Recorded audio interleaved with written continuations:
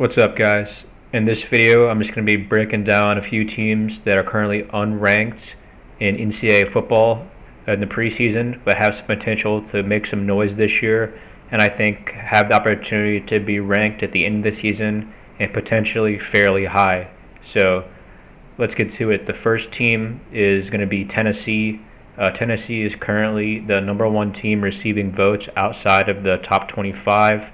They were 7-6 last year, but potentially, could have been had 9 wins. There are a few games that got away from them at the end, or if injuries hadn't happened, they could have potentially won those games.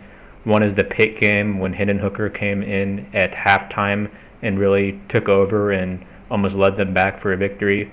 Also, the Purdue bowl game at the end of the season was a potential win for them that fell through their hands. And also, the Florida game was extremely close. They return Josh Heupel in his second year, who already made big improvements from Jeremy Pruitt's last year. And they return one of the best quarterbacks in the country, Hendon Hooker, and an extremely explosive offense. Preseason ranked number 2 in projected scoring. They were top 10 in scoring last year as well. Hendon Hooker had over 30 touchdowns and only 3 interceptions. Number 1 receiver Cedric Tillman also returns, as well as 4 out of 5 starters on the offensive line. They were going to have a nice 1-2 punch at running back with Jabari Small and Lynn Dixon transfer out of Clemson. The defense has more experience than they do last year, have a lot of starters returning, especially in key areas like linebacker and safety. And I expect this Tennessee team to take a step forward and potentially get 9 wins this season and be ranked at the end of the year. Another team to look out for is LSU. News came out today that projected starter Miles Brennan was stepping away from football. I think this was due to the fact that he's a fifth-year senior, and I think Jaden Daniels won the quarterback job, and instead of being a backup, and he decided he was going to step away from football. I think that is actually a good thing for LSU. I think that with Jaden Daniels, the Arizona State transfer, their offense is going to be a lot more dynamic and explosive.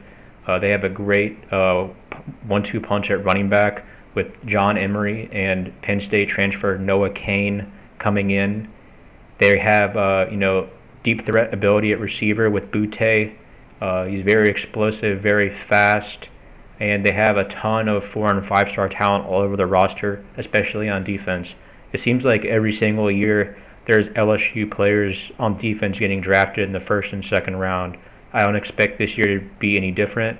And if the offense can get going and score some points, I think that this LSU team is going to be really tough to deal with. So LSU is another unranked team to keep our eyes on. A third team is going to be Fresno State. Fresno State currently is not ranked, but they are receiving votes, and they return one of the better quarterbacks in the country. Jake Haener, All-Mountain West a year ago, threw for over 4,000 yards and 30 touchdowns. And they've got a big matchup coming up in the third week of the season versus USC.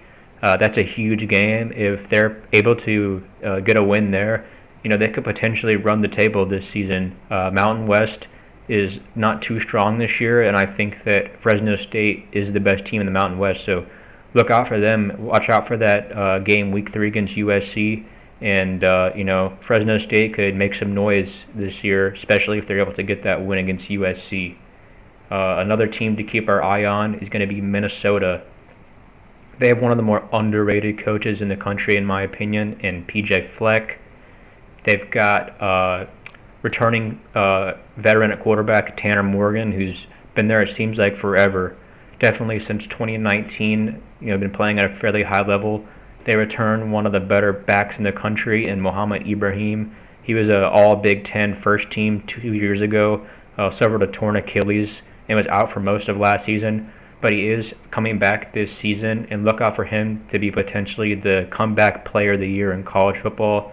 They have Chris Ottman-Bell returning at wide receiver, gives them a big play threat on the perimeter. And the defense is a question mark for Minnesota. We'll see how the new players on that side of the ball come in. but just they do have a great coach in PJ Fleck. I'm sure he's going to have some good schemes on defense, and on offense they have some really important players and big time players. So watch out for Minnesota. That Big Ten West is going to be really competitive this year, and there's no one that really sticks out. So Minnesota could surprise some people and make some noise. Next team is out of the SEC, Mississippi State, coached by Mike Leach. He's been there a few years now, so the players should be getting comfortable and settled into his system offensively. They return one of the more underrated quarterbacks in the country, Will Rogers. He put up big numbers last year in the SEC. They finished 7-6, but they had some close games as well, kind of similar to Tennessee, where they could have potentially had a few more wins. And they've got an extremely veteran defense, all pretty much fourth and fifth year players, one or two juniors sprinkled in there. But those are guys that have seen SEC play, seen the speed and physicality of the SEC, and had another year to get bigger, stronger, and faster. So, and offensively, they're not a one-trick pony. They do have Jaquavius Marks at running back, who has been a solid back in the SEC for a few years now. So, offensively, I expect them to put up a ton of points, and defensively, I expect them to take a step forward. So, I expect a better result than that 7-6 record.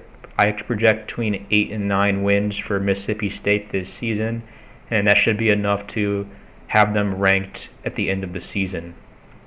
The last team I want to touch on right now is going to be Purdue. They have Jeff Brom at head coach, who's done a solid job since coming in, and they have one of the better quarterbacks in the Big Ten and one of the most underrated quarterbacks in the nation, in Aiden O'Connell. Put up big numbers last year, and really looked great against Tennessee last year in the Music City Bowl.